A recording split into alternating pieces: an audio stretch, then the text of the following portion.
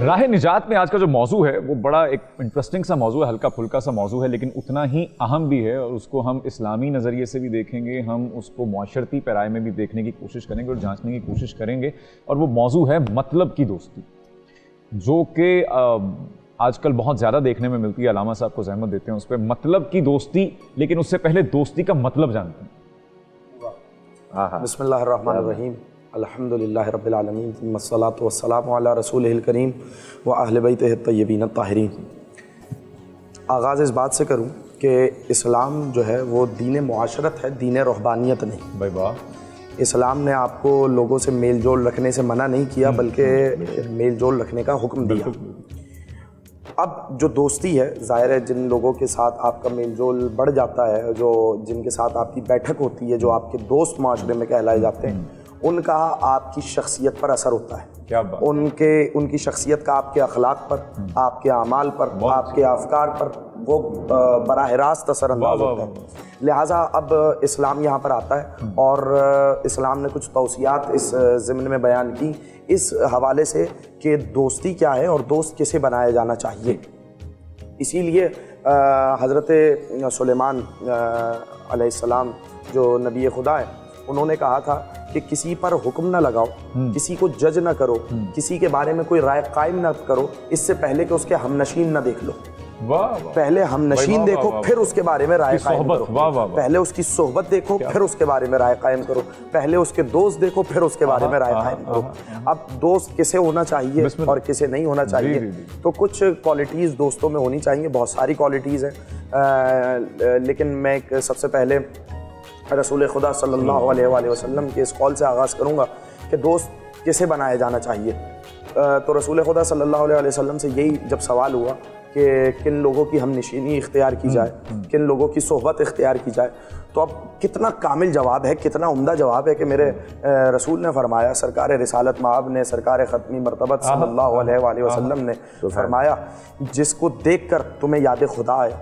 ایک ایک جملہ دیکھیں، پوری تاریخ، پوری ایک انسانی نفسیات کو بھی اپنے ضمن میں لیے ہوئے ہے، اور پوری ایک کائنات سمیٹے ہوئے ایک ایک جملہ، جس کو دیکھنا تمہیں یاد خدا دلائے، جس کی گفتار تمہارے علم میں اضافہ کرے، اور جس کا عمل تمہیں آخرت کی جانب رغبت پیدا کرے، اس کی دوستی اختیار کرو۔ اللہ اکبر، بھائی واہ واہ واہ۔ یعنی یہ میں گزارش کرتا ہوں آپ سے کہ اب ہم سمجھتے ہیں کہ میں اپنی اس 34 سالہ زندگی میں سمجھتا تھا کہ بڑا کچھ ہے، مجھے جانکاری ہے بڑی، میں تو اب یہ وہ باتیں ہیں جو میرے لیے بالکل ہی نہیں ہیں۔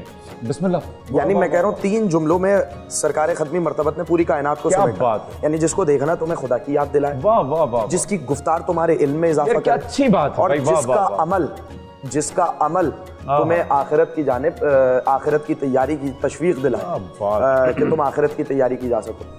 میں اس کے علاوہ بہت ساری صفات ہیں، میں بہت تیزی کے ساتھ کنکلوڈ کرنا چاہتا ہوں۔ بہت ساری صفات اور بہت سارے مطالب ذکر ہوئے کہ تمہارا دوست وہ ہے جو 3 موقعوں پر تمہارے کام آئے، تمہاری مصیبت میں تمہارے کام آئے۔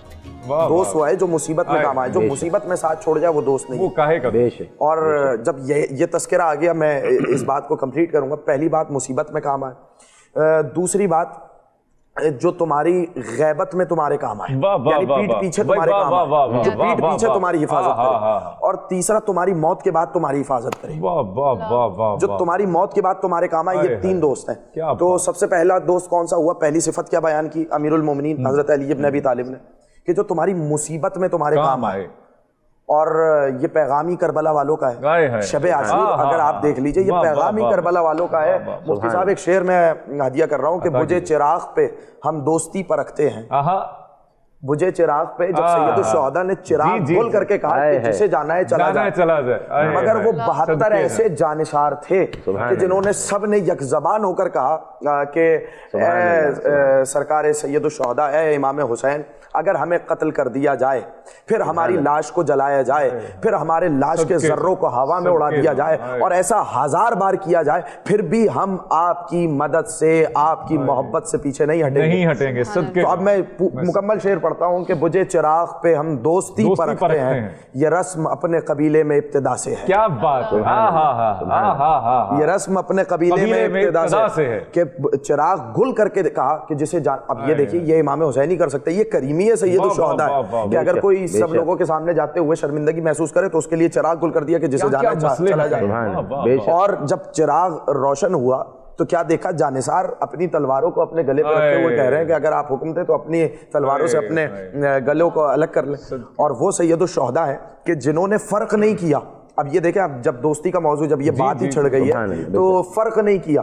اگر آپ جملہ سنیے گا، میں 2 سے 3 موقع اسی وقت کے میں آپ کی خدمت میں ہدیہ کر جاؤں یہاں پر، کہ جو حضرت ابو ذر غفاری کے غلام جون وہ بھی شہید ہوئے، حبش سے تعلق ہے، چہرہ کالا ہے، یعنی بظاہر اگر آپ جسے آپ کہیں کہ چہرہ کالا ہے اور خوشبو بدن میں نہیں ہے.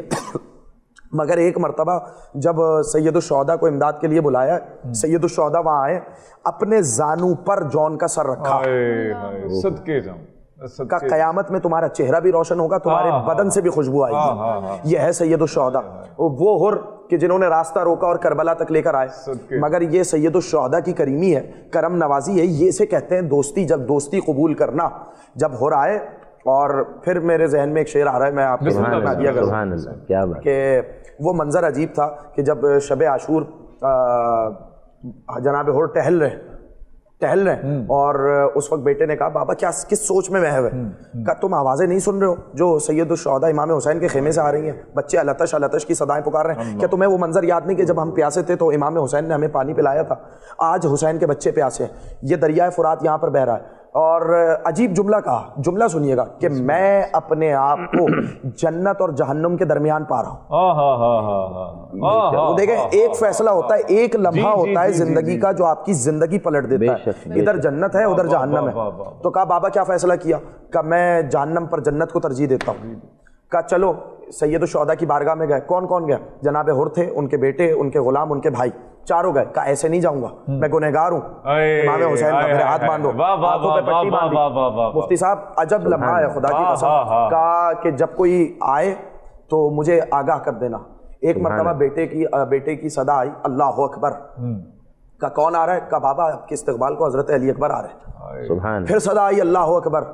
اب کون آیا؟ کہا عباس علمدار آ رہا. میر انیس نے اس منظر کے لیے کہا کہ حر کے استقبال کو عباس و اکبر آ گئے. حر کے استقبال کو عباس و اکبر آ گئے. ایک قطرے کے لیے 2 سمندر آ گئے. ایک قطرے کے لیے 2 سمندر آ گئے. میں جو جملہ میں جس مقام تک لے جانا چاہ رہا ہوں ناظرین کو، وہ مقام یہ ہے کہ آئے اور سید الشہداء سے کہا معافی کے خواستگار ہوئے. میں القصہ مختصر میں اجازت ملی جہاد کی، اور اب میں ظاہر ہے کہ مکمل وقت نہیں ہے، دامن وقت میں گنجائش نہیں ہے کہ میں مکمل کر سکوں. اور ایک لمحہ وہ آیا کہ جب حر کے بیٹے کی صدا آئی کہ بابا میری مدد کیجیے. ایک مرتبہ جناب حر فوج کا صفایا کرتے ہوئے جب اپنے بیٹے کے لاشے پہ پہنچے تو کیا دیکھا کہ جناب حر سے پہلے سید الشہداء وہاں موجود ہیں، امام حسین موجود ہیں. اور ایک مرتبہ کیا منظر دیکھ رہے ہیں کہ امام حسین کے زانو پر حر کے بیٹے کا سر ہے. اس موقع پر جناب حر نے کہا کہ اے مولا اے آقا یہاں آنے کی زحمت کیوں کی؟ آپ نے زحمت کیوں فرمائی؟ تو اب جو جملہ ہے نا، یہ ہے جملہ، یہ ہے اخلاق اہل بیت کا. اے حر کسی باپ کے سینے میں وہ دل نہیں کہ جو جوان بیٹے کا لاشا اٹھا سکے. عجب لمحہ ہے کہ ابھی کچھ دیر پہلے امام حسین حر سے یہ کہہ رہے ہیں کہ کسی باپ کے سینے میں وہ دل نہیں کہ جو جوان بیٹے کا لاشا اٹھا سکے. اور ابھی کچھ دیر گزرے گی کہ علی اکبر کا لاشا ہوگا، سید الشہداء تنہا ہوں گے اور آواز آئے گی بنی ہاشم کے بچوں آؤ علی اکبر کا لاشا اٹھانے میں حسین کی مدد کرو. اللہ